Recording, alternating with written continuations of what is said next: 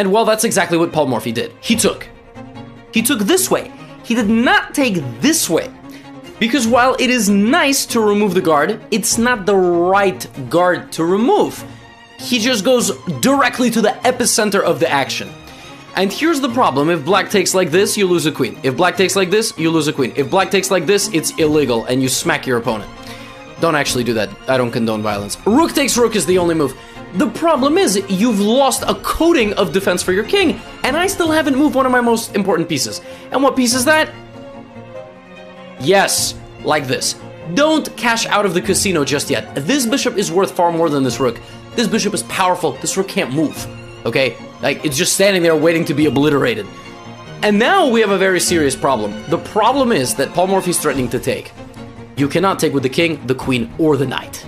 You will suffer devastating losses of material, no matter what you take with. So, well, they were like, well, Paul's most powerful attacking piece is his queen. So, of course, we should play queen e6. Because now you can trade the queen. For example, if you were to take, and then say, hey, this rook is guarded by this knight, take, okay, and now I'm gonna take. You know, the funny thing is, he's still completely winning. I mean, it's rook and bishop versus rook and bishop, but he's dominant. I mean, he's just absolutely dominant position here, right?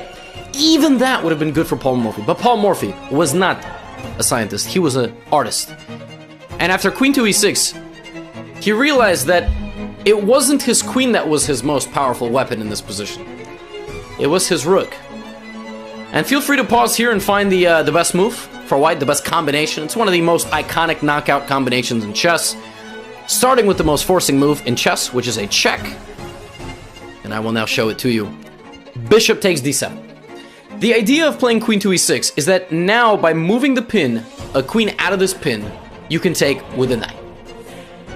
And it seems you've solved your problems. Your next move is pawn to f6, repelling the bishop. Maybe you're going to trade queens and then play pawn to f6, I should say, otherwise you lose the queen. And then you're very happy. But here, do Carl and his count, despite focusing fully on this game and completely not on the spectacular performance that was going on behind them because they were in a private booth, completely negated to analyze the move queen to b8, which just looks completely illegal. But that's why Paul Morphy is Paul Morphy. And these two bozos are these two bozos. Queen to b8 check. The beautiful knockout punch, because now the king cannot move anywhere. The knight has to take. And remember, I told you the most powerful attacking piece was actually the rook. Well, you can argue it was the bishop. I mean, who doesn't need a supporting cast, right?